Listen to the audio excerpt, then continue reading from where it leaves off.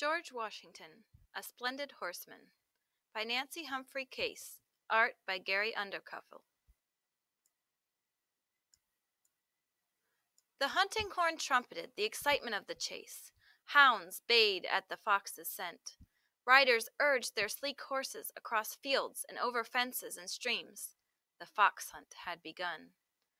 8-year-old George Washington couldn't wait to take part in a chase. George learns to ride. Soon he began riding lessons on a pony named Hero. He learned how to balance in the saddle and control Hero on the flat, level ground. He then learned to jump low fences and hedges. It wasn't easy. During one jumping practice when George's father was watching, both George and Hero took a spill. George's father encouraged him to try again. George got back on Hero and kept going. He improved quickly, and there was nothing he loved better than riding around Ferry Farm, his family's 260-acre property. It wasn't long before George was riding larger mounts and jumping higher fences. Now he was ready for a fox hunt. His first fox hunt. One Saturday morning, George slipped out to his family's stables. He knew that a fox hunting party was gathering 4 miles away. George persuaded a groom to saddle a horse for him, and off he galloped. When George arrived and asked to join the huntsmen laughed. They asked if George would be able to stay on his horse, and if his horse knew it had a rider. George replied quietly that his big horse knew exactly what to do. During the hunt, George rode well and kept up with the leaders. George's older brother Lawrence must have been proud of George. He offered to buy George new riding clothes from London and promised him a new horse if George continued to improve his horsemanship. George's skill and courage were tested when he was 13. One of the horses at Ferry Farm was a proud and powerful sorrel colt that was hard to handle.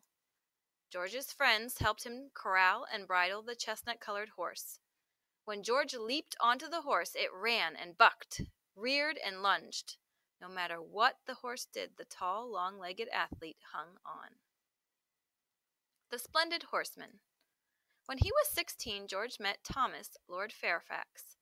Fairfax lived nearby at Belvoir, his family's farm.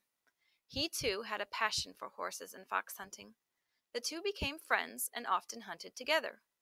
Lord Fairfax took an interest in George's future and offered him the opportunity to survey his wilderness land on the other side of Virginia's Blue Ridge Mountains. He also helped George earn a military commission.